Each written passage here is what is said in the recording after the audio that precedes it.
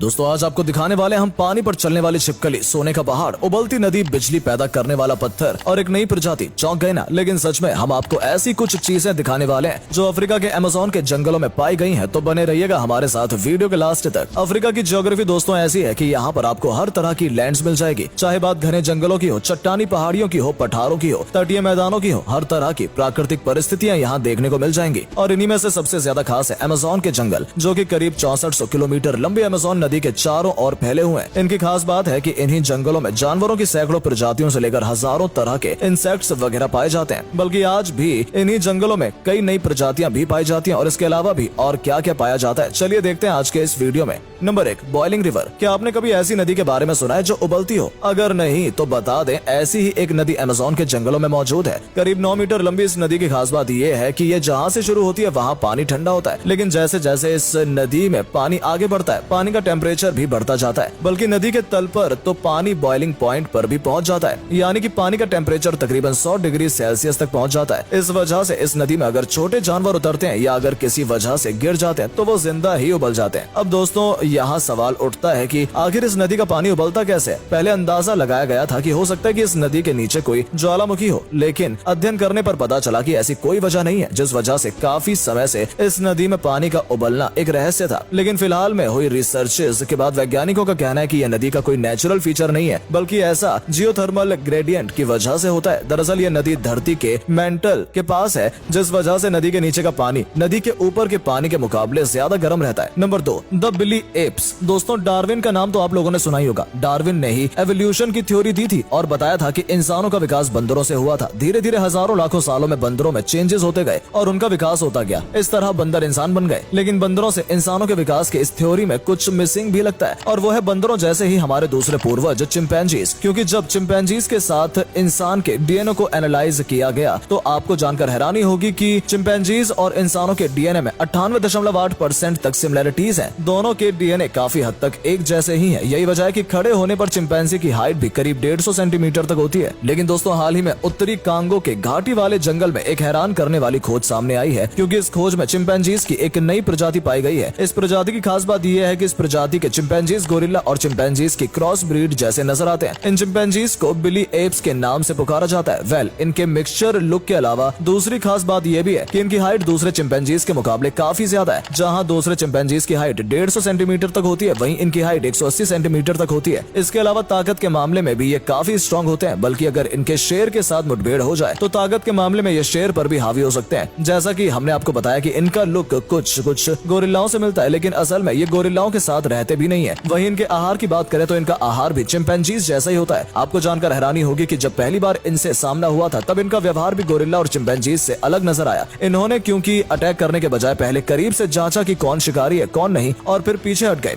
वैज्ञानिक फिलहाल इनके व्यवहार वगैरह और दूसरी चीजों पर अध्ययन कर रहे हैं कि आखिर ये किस तरह के एप्स हैं। क्या ये गोरिल्ला और चिंपैंजीज की मिलीजुली प्रजाति है, या चिंपैंजीज की अलग प्रजाति, या एप्स की कोई दूसरी ही अलग प्रजाति है? Number 3, the gold mountain. Congo Africa में सबसे ज्यादा सोना पाए जाने वाले क्षेत्रों में से एक है। आपको जानकर हैरानी होगी कि कांगो में पिछले कुछ सालों में सोने का उत्पादन पिछले उत्पादन के मुकाबले 3 से 4 गुना तक बढ़ गया है। 2021 में कांगो में गोल्ड प्रोडक्शन 43,000 किलोग्राम बताया गया था। सोने को जिस तरह से हासिल किया जाता है उसके लिए एक लंबी प्रोसेस लगती है और काफी मेहनत भी। लेकिन आपको जानकर हैरानी होगी कि कांगो में कुछ समय पहले एक ऐसी अनोखी जगह मिली जिसने पूरे कांगो को चौंका दिया। यही नहीं, जिसने भी इसके बारे में सुना हैरान रह गया, क्योंकि कोई भी कल्पना नहीं कर सकता कि सोने का पहाड़ भी हो सकता है। जी हाँ, सोने का पहाड़। जी हाँ, कांगा के लोगों को एक ऐसा ही सोने का पहाड़ मिला था। शुरू में यह पहाड़ सोने का बना हुआ ही लग रहा था। ये खबर जैसे ही लोगों को पता चली तो हजारों की संख्या में लोग खुदाई करने वाले औजार वगैरह लेकर उस जगह पर पहुंच गए और उस सोने जैसी चीज की खुदाई करनी शुरू कर दी। यही नहीं, जिन बहुत से लोगों ने सिर्फ हाथों से जमीन को खोदना शुरू कर दिया, जिसके बाद सभी लोग उस कीमती चीज को अपने अपने घर ले गए। अब यहाँ अफसोस की बात यह है कि इस तरह का बेशकीमती खजाना अक्सर किसी मल्टीनेशनल कॉर्पोरेशंस वगैरह की जगह वहाँ के लोकल लोगों के हाथ लगता है, जिस वजह से कांगो आज भी दुनिया के सबसे गरीब देशों में शामिल है। हालांकि सोने का पहाड़ मिलने के बाद वहाँ का प्रशासन हरकत में आया था, लेकिन तब तक देर हो चुकी थी क्योंकि लोग सब कुछ ले जा चुके थे।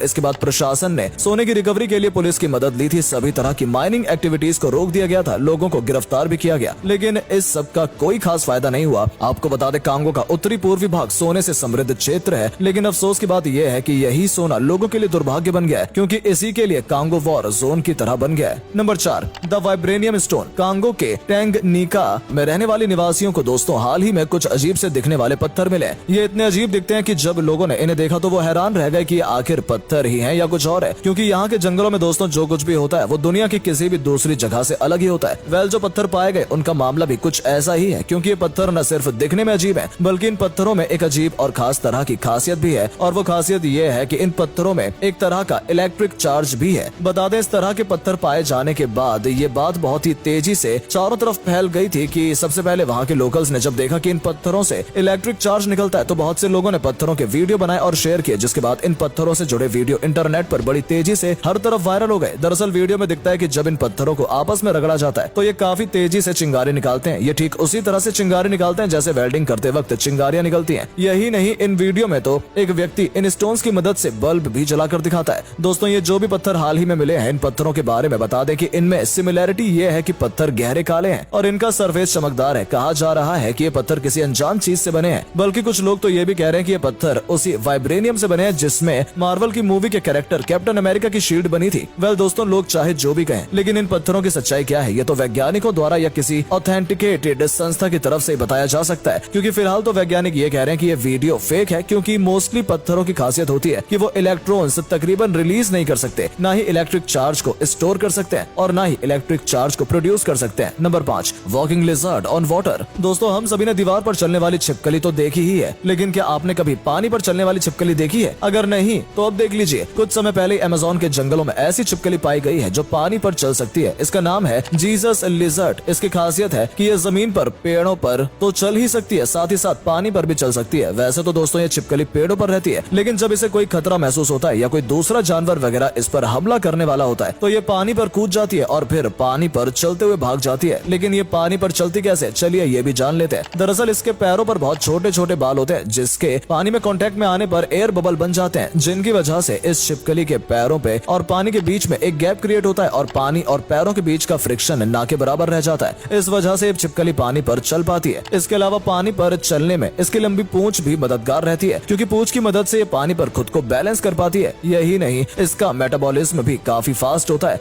इसकी वजह से ये पानी में गिरते ही तुरंत तेज गर्मी पैदा कर पाती है, जिस वजह से इसके पैरों और पानी के बीच में फ्रिक्शन घट जाता है और ये पानी पर चल पाती है। हालांकि इस बारे में वैज्ञानिकों की अलग अलग राय है कि ये छिपकली इन्हीं वजहों से पानी पर चल पाती है या इसकी कोई और वजह है। आपको क्या लगता है दोस्तों? कमेंट करके जरूर बताएं। दोस्तों, इस वीडियो में हम यहीं पर समाप्त करते हैं। आपको वीडियो कैसा लगा कमेंट करके जरूर बताएं, और अगर आप हमारे चैनल पर नए हैं तो चैनल को सब्सक्राइब भी जरूर कर लें, साथ में बेल आइकन भी प्रेस कर लें। मिलते हैं आपसे अगले वीडियो में, तब तक के लिए टाटा बाय बाय।